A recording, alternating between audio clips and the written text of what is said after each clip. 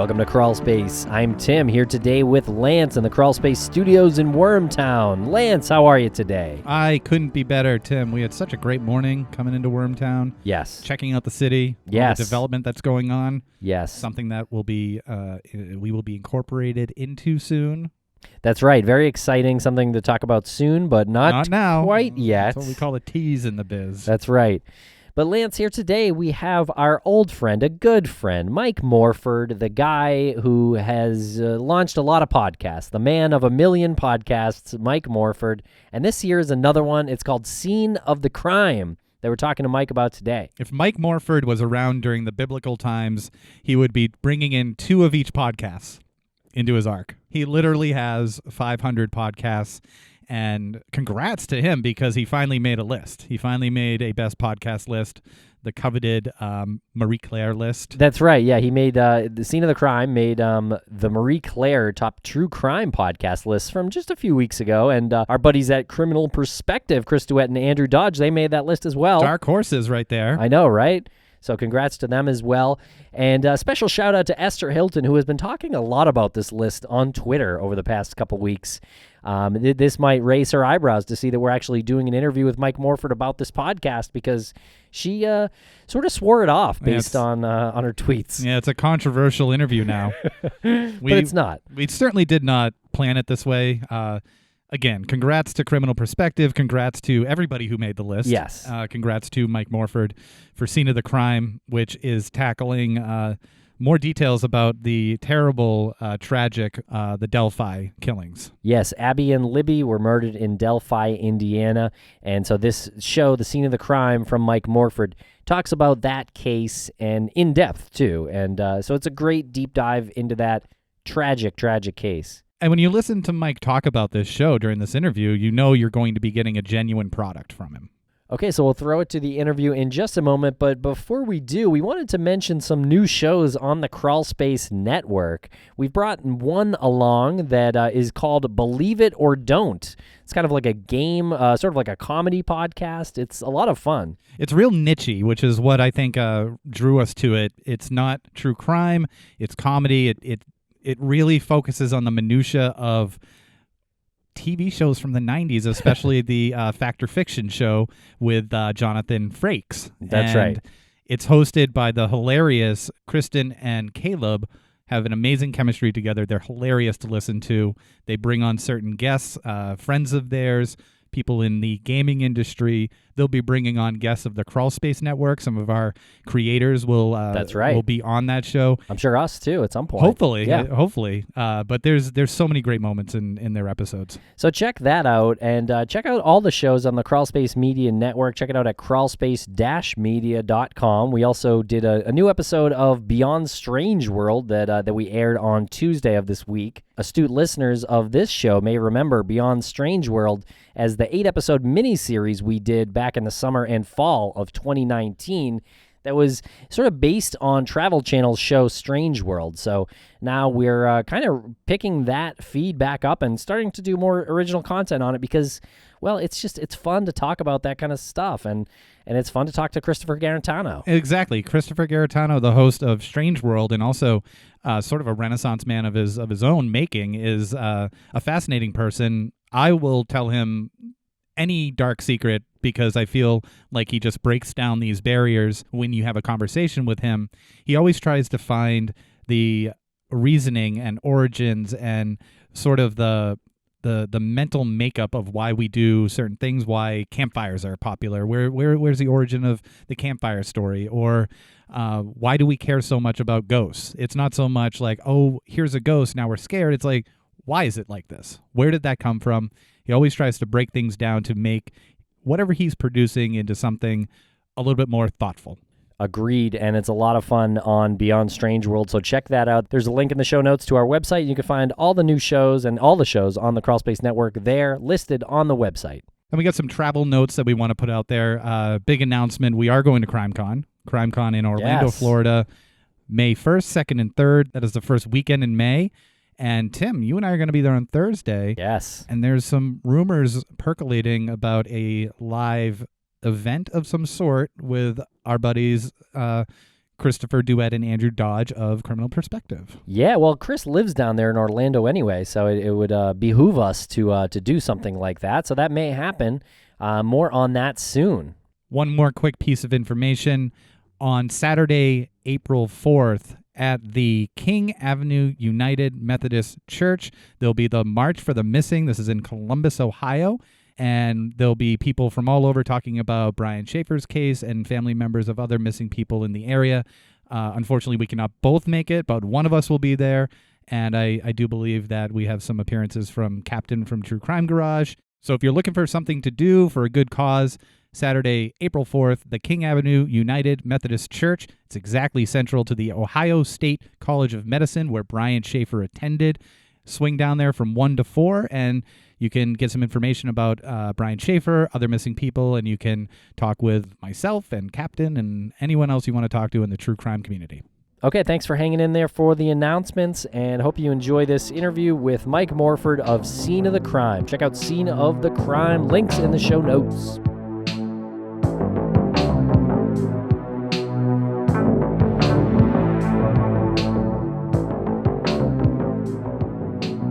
Welcome to Crawlspace, Mike Morford. What's going on, Morf? What's going on, guys? Morph. Oh, God. Seventh appearance, I Seventh think? or eighth? Yeah, I'm starting to feel like I should be on the payroll with you guys. I should be partnered up with you. Well, Probably should. You really should. We've drafted up some business documents and a proposal for you, so we'll have our HR person send that along and to your HR person and see if we can broker a deal, as they say in the biz.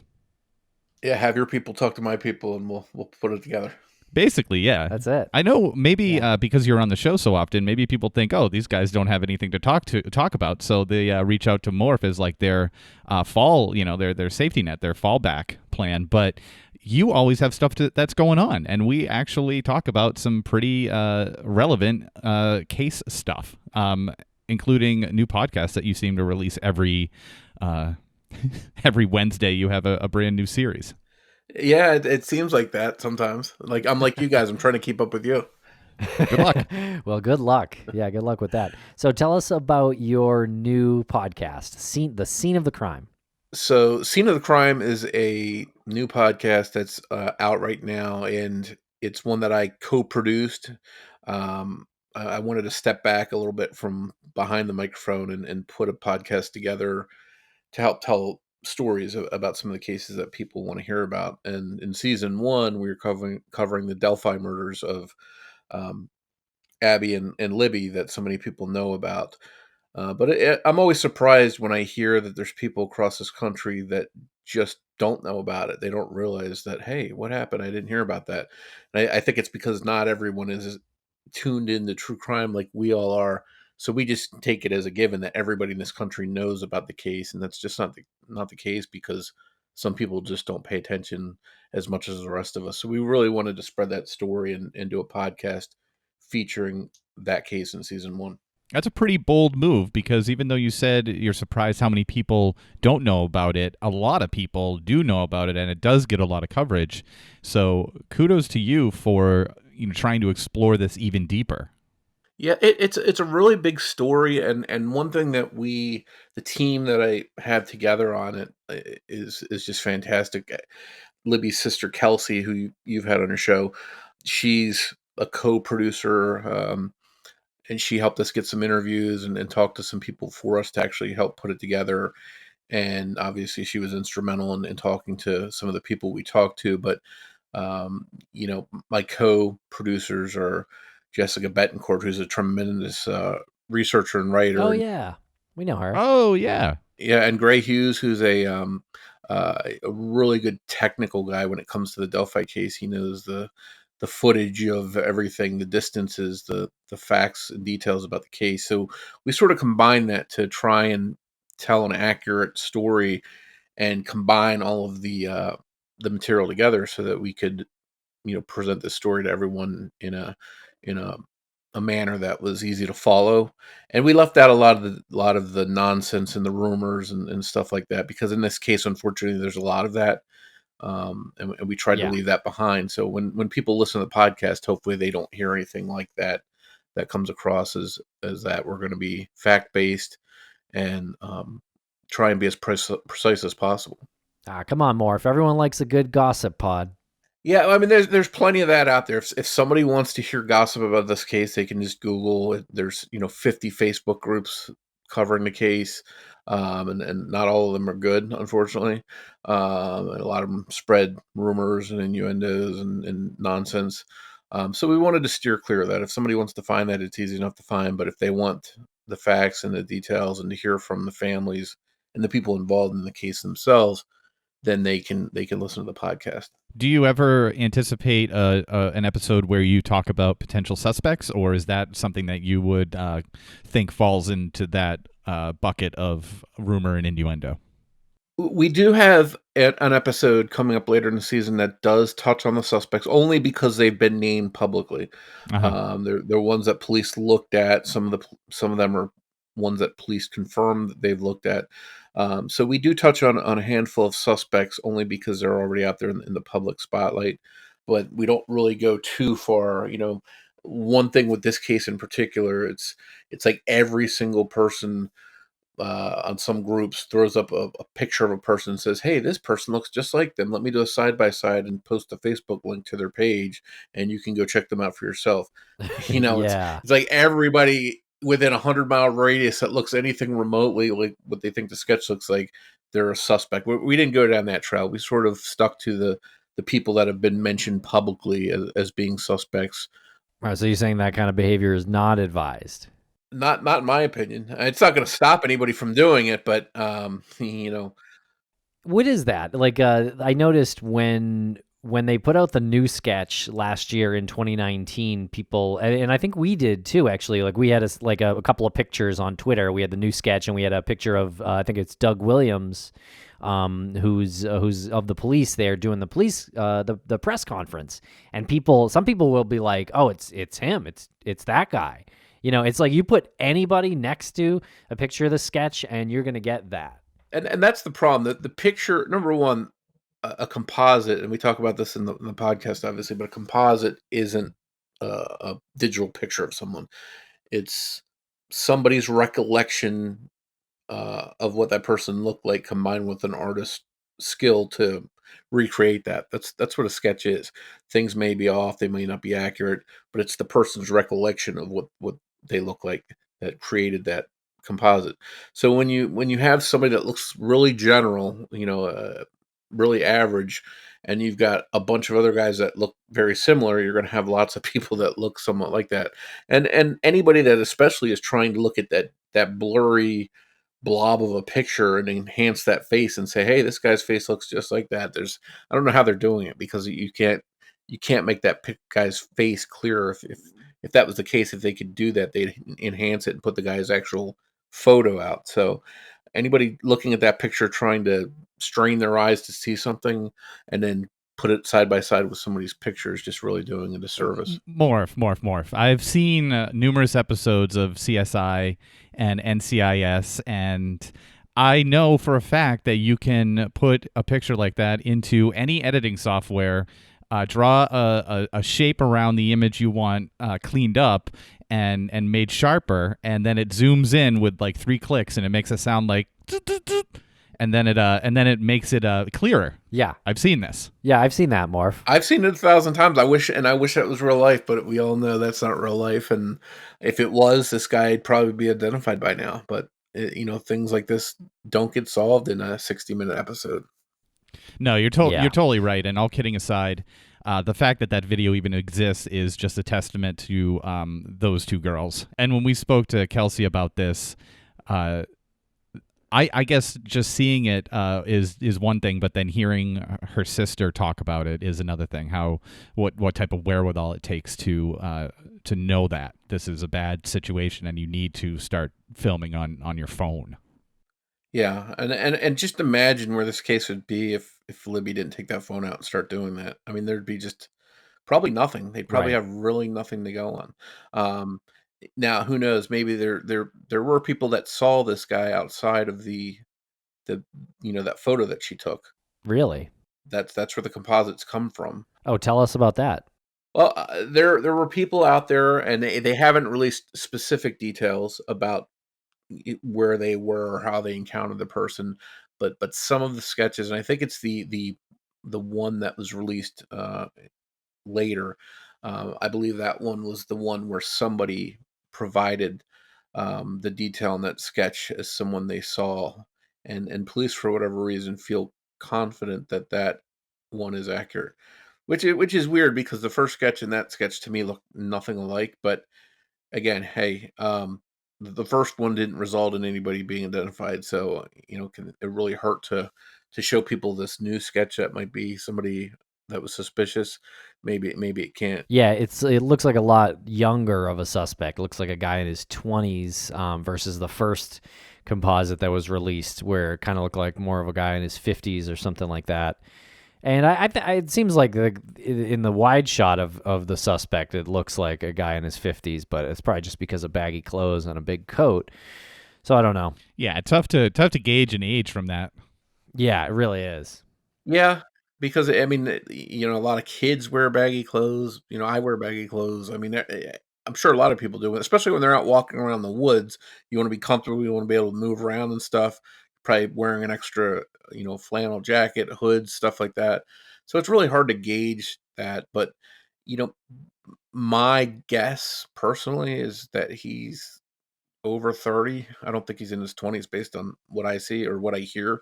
His voice to me doesn't sound like somebody in their 20s. Yeah. But again, that's all open to opinion, I guess. Right. Did you speak with police, Indiana State Police, on this?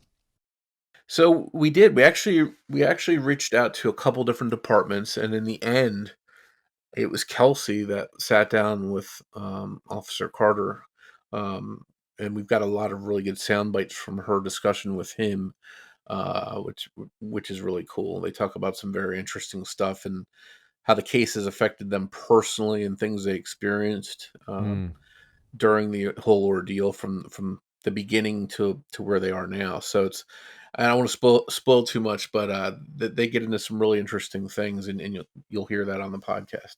Yeah, and that's Superintendent Doug Carter. I think I called him a different name earlier.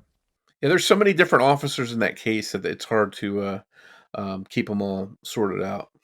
Morf, earlier you said that Gray Hughes, your partner in this, he's paying attention and deciphering information about, did you say like distances, the footage between certain things? Are you talking about like specifically the crime scene?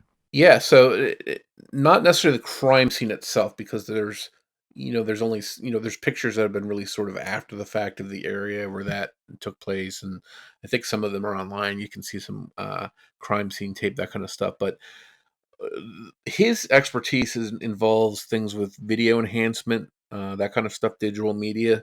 So he was able to do like 3D, you know, recreations based on trees, where trees are in comparison to where the person's walking on the bridge.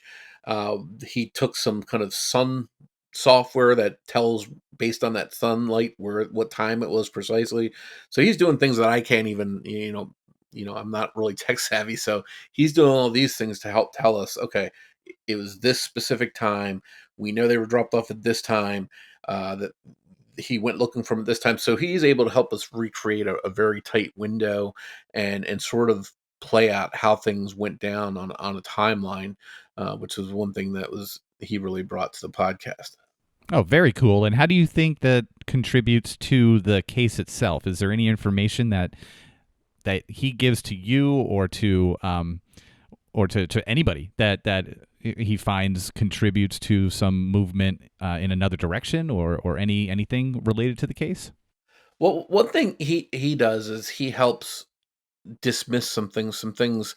If somebody says, well, what if at so and so time this happened or that happened, based on what he's able to put together, we can know that that doesn't fit within that time window.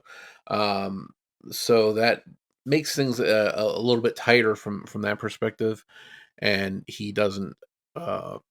He gets a little bit of a bad reputation for being blunt, because if somebody says, "Hey, Bigfoot came down in a spaceship and kidnapped somebody and brought him up into the spaceship and took off. Couldn't that have happened?" And some people like to entertain them and say, "Yeah, it could have." Gray's just like, no, that didn't happen. And he sort of gets a reputation for Uh-oh. being blunt and to the point and not, coddling to people. So he's very, very precise, very message oriented in saying this is what happened, and not entertaining things that we know not to be true. Well, I hope you didn't tell him your Bigfoot story then. That could be. I know. Speaking of Bigfoot, I need to sneak Bigfoot into this conversation well, sometime. I mean, I thought we were going to use this episode as the announcement, our joint show, where Tim and I are sitting in our studio, and you're reporting from the field, out in the Pacific Northwest, through the Oh, no. the tall. No. What? It's much closer. It's right in Morph's backyard in Jersey. My The Pine Barrens. My Bigfoot encounter, not to get too far off topic, happened probably 10 minutes from my house, so it's pretty close. We'll catch up on this offline.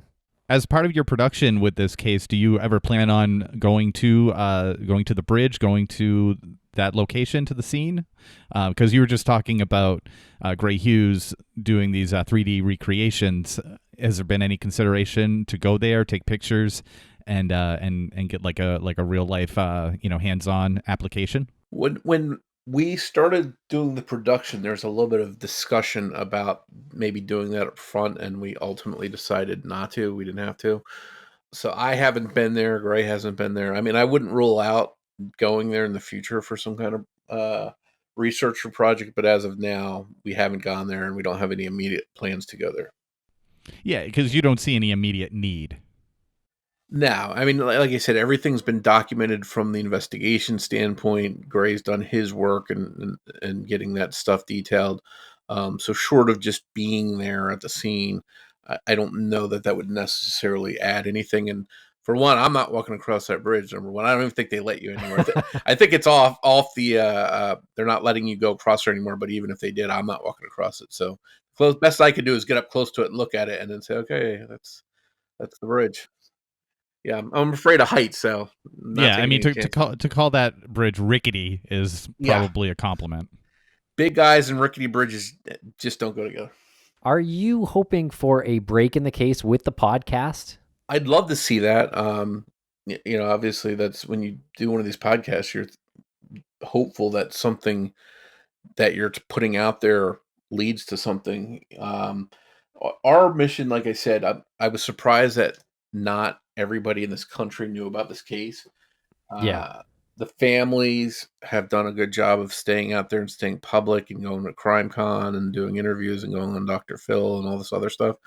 And with all that, there's just still people that don't know about it. So we hope to reach a broader audience and really get this in front of a lot more people across the country and, around the world too, to just where there's more people out there that talk about it, that know about it, and maybe share it on their social media. And then somebody maybe that doesn't know about the case, something clicks and says, hey, that sounds like so-and-so, or I recognize that voice, or something like that. And then who knows, maybe the right person hears it and comes forward with some information. Are you going to present theories or something like that at the end, or anything to shake the apple tree up?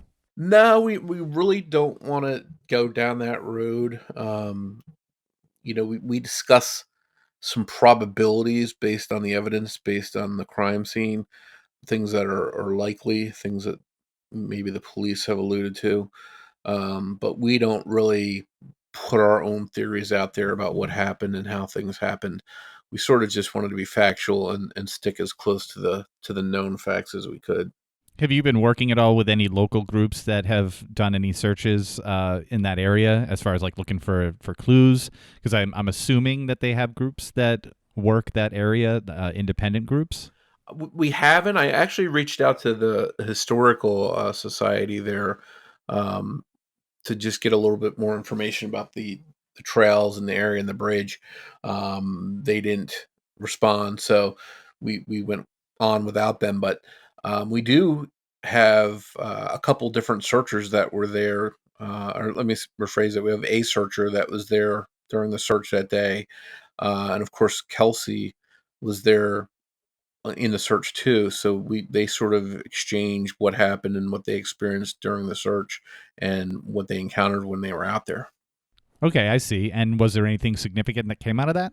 There's some things that are said. Other searchers find some things that, and they holler back to the rest of the searchers, and word trickles down to Kelsey, um, and then eventually, when the girls are found, there's a pretty unique way of how they were actually found. But that's all stuff that we go into in detail as far as precisely what happened and how it unfolded. And people will hear that in the podcast. Interesting. Okay, cool, cool. Are you doing a season 2? And what would that look like? So season 1 is 7 episodes. Season 2, we are going to do a season 2. We're slated to, and it's going to be a different case. We've got some ideas for a different case, but we don't want to lay anything out there until we have something solid. But hopefully that'll be out this summer. And we're excited about that to see how season 1 does, and hopefully season 2 um, is received well. And if and trust me, if there's any kind of arrest or any breaks in the Delphi case, we'll come back with an episode in between to do an update about it too. Yeah, I was just gonna say that in between the seasons, or even like mid-season, you'd have an update. I would imagine, if one came your way. Yeah, absolutely. I mean, nothing would be cooler than to have an episode saying that the guy's identified and here's who it is, and he's found under whatever rock he's hiding under. Yeah. Do you think that he's local? Do you think he's still in the area?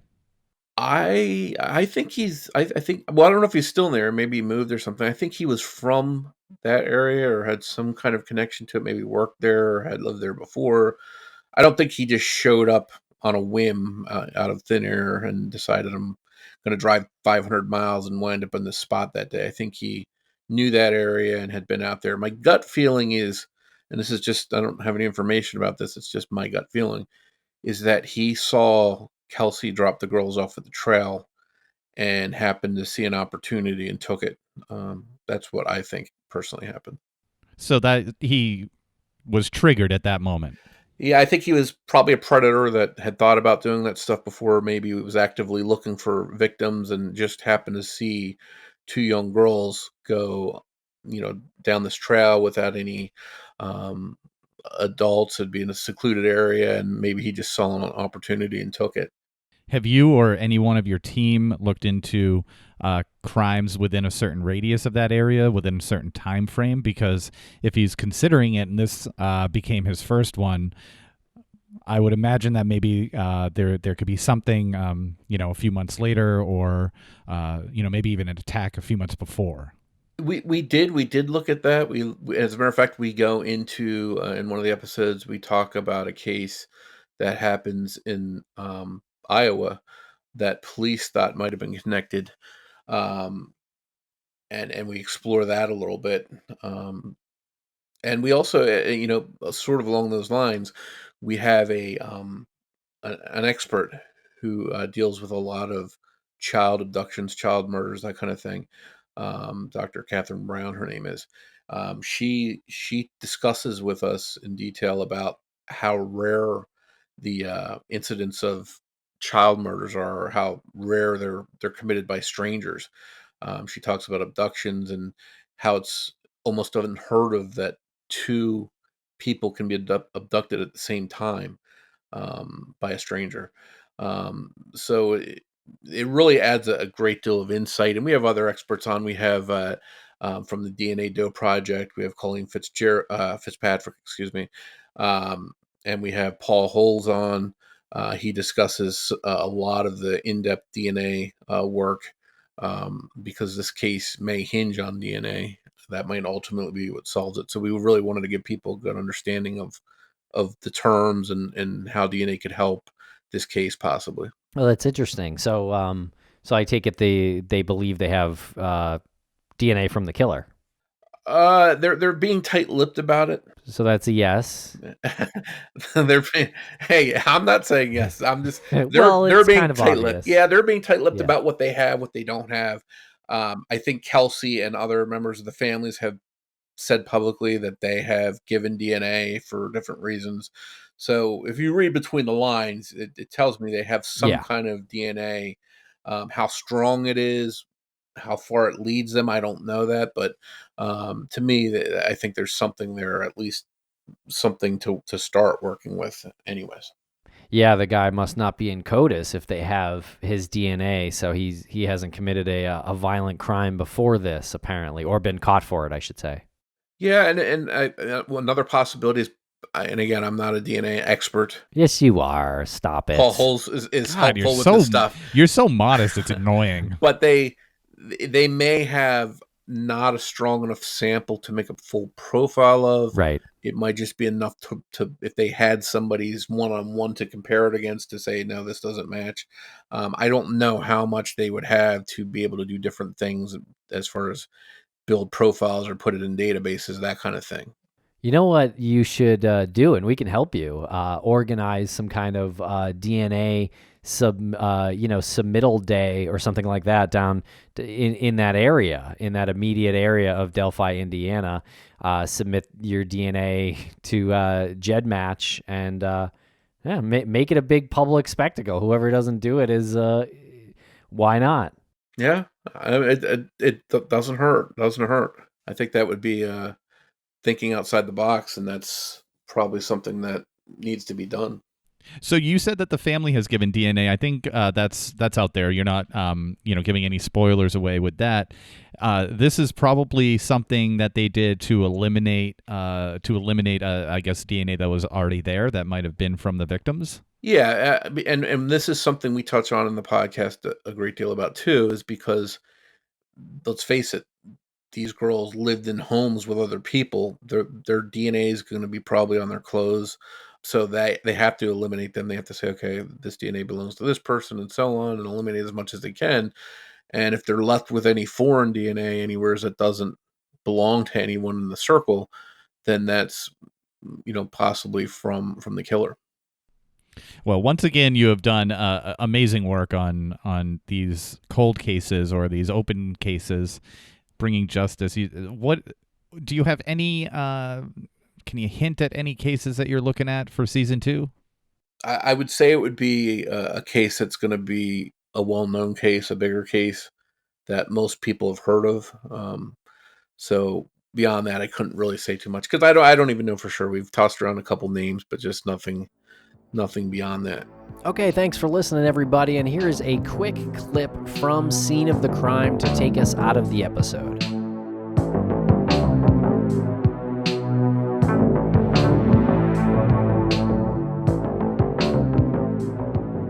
Coming up in Season 1 of Scene of the Crime, Delphi. Why Libby? Why Abby? Why Delphi? Those girls loved each other. They were good friends. Neither one of them left each other's side. Both those girls are heroes. Before the words came out, I knew this was not good. As soon as I saw that, I knew something really bad happened. The detectives were like, this is not going to take that long. It's a small town. Somebody's going to say something, and this is all going to be over soon. The first couple of weeks, that's what it felt like, is that any day now. And then all of a sudden, a couple of weeks turned into a couple of months. My biggest fear is that whoever did this would do it again. I don't want that to happen to another family, because I'm telling you, it's hell. There was no logical reason anybody would have known those girls would be there that day. Child abduction murders in and of themselves are incredibly rare, but the abduction of 2 children at one time is even rarer. I've only seen a couple in my entire career. There is a lot of crime scene evidence. Some of it is somewhat odd.